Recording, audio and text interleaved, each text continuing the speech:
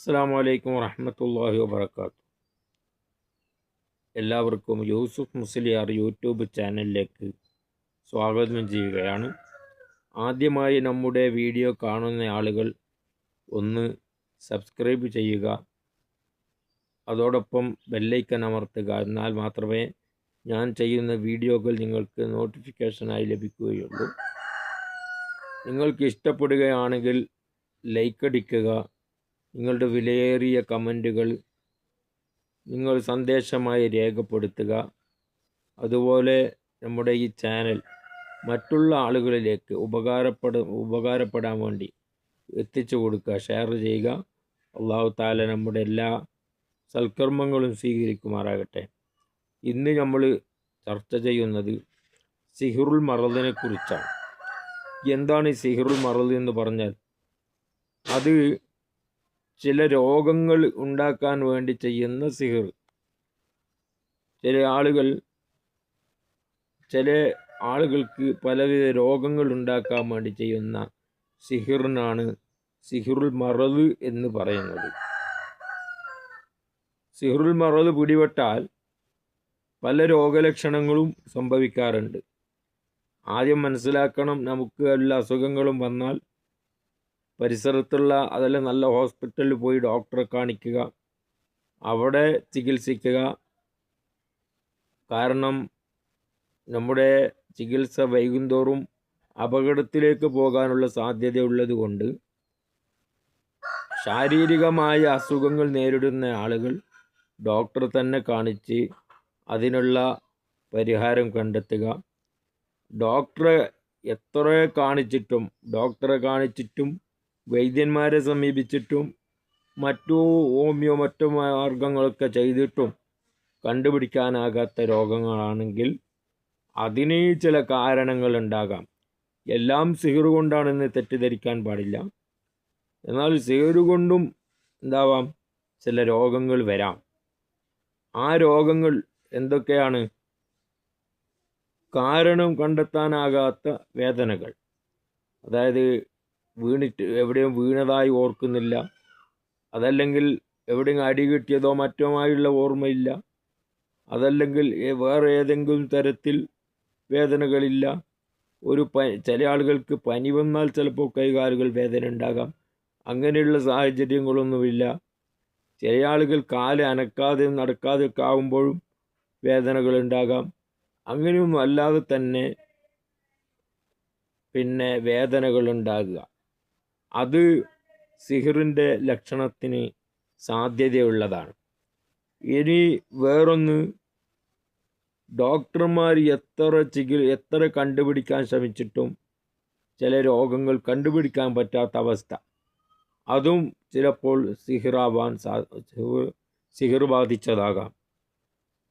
അതുപോലെ തളർച്ച, അതുപോലെ ബലക്കുറവ്, അതായത് തളർച്ച വരുമ്പോൾ സാധാരണ ഉള്ളപ്പോൾ വെയിൽ കൊണ്ടോ മറ്റുമായൊന്നുമല്ല, അല്ലാതെ തന്നാലെ ഇരിക്കുമ്പോൾ തന്നെ അസ്വസ്ഥത തോന്നുകയാണെങ്കിൽ അതും സിഹിർ കൊണ്ടാകാം. അതുപോലെ തീരെ ഉറക്കില്ലാതെ ആവുക, അതുപോലെ അമിതമായി ഉറങ്ങുക, അതുപോലെ ശരീരത്തിൻ്റെ ഓരോ ഭാഗങ്ങൾ കട്ട പിടിക്കുക, അതുപോലെ സ്വാഭാവികമല്ലാത്ത വയറുവേദന, അതുപോലെ ഛർദി, അങ്ങനെ തുടങ്ങി പല നിലക്കുമുള്ള പ്രയാസങ്ങൾ ഈ സിഹ്റുൽ മറദ് കൊണ്ടുണ്ടാകാം. അത് എങ്ങനെയാണ് കണ്ടുപിടിക്കുക?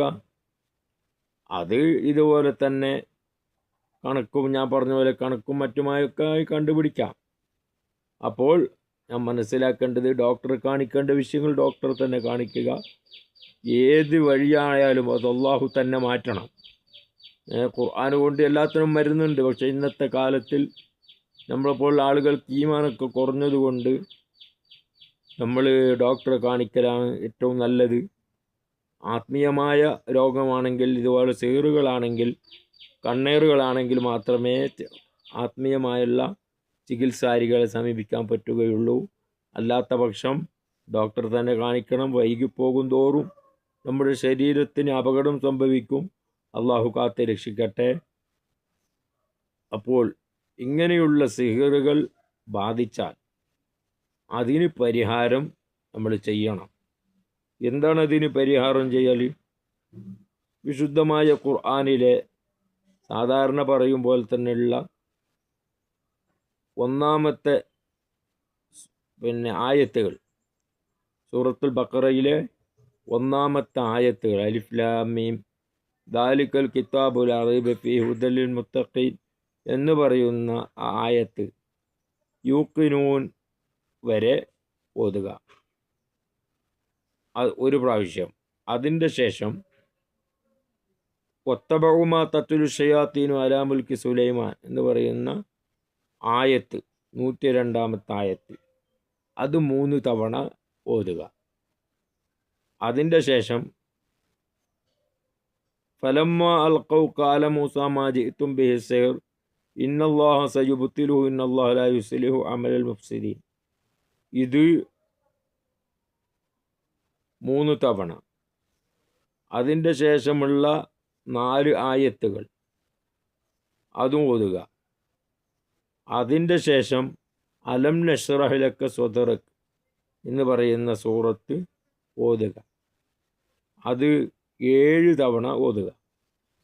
അതുപോലെ വസ്സമാഇ വത്താരിഖ് വമാ അദ്റാക മത്താരിഖ് എന്ന് പറയുന്ന സൂറത്ത് ഓതുക.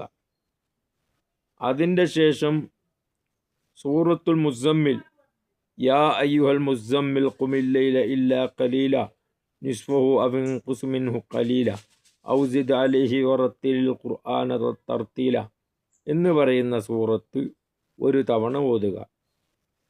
ഒരു യാസീൻ ഓതുക. യാസീനിലെ സലാമുൻ ഖൗലൻ മിർ റബ്ബിർ റഹീം എന്ന ഇസ്മ എന്ന ആയത്ത് 763 തവണ ഓതുക. അതിൻ്റെ ശേഷം ബിസ്മില്ലാഹിർ റഹ്മാനിർ റഹീം എന്ന് പറയുന്ന ആയത്ത് 313 തവണ മന്ത്രിക്കുക. അതിൻ്റെ ശേഷം യാ ഷാഫി യാ അല്ലാഹ്, യാ ഷാഫി യാ അല്ലാഹ്, യാ ഷാഫി യാ അല്ലാഹ് എന്ന് ഉരുവിടുക. എന്നിട്ട് ഒരു പാത്രം വെള്ളമെടുത്ത് ആ വെള്ളത്തിൽ മന്ത്രിച്ചതൊക്കെ ഊതുക. അതിൻ്റെ ശേഷം ശ്രദ്ധിക്കണം, ഇത് ഓരോ തവണകളിലായാണ് ഊതേണ്ടത്. ശേഷം ആ വെള്ളം കുടിക്കുകയും ആർക്കാണോ ഈ രോഗമുള്ളത് അവർ കുടിക്കുകയും ചെയ്യുക. ഇൻഷാ അല്ലാഹ് അടുത്ത് ഈ മന്ത്രിച്ച് കൊടുക്കുന്നയാൾ എപ്പോഴും വുളു ഉണ്ടായിരിക്കണം. അതുപോലെ എത്ര ദിവസം? 43 ദിവസം മന്ത്രിക്കുക.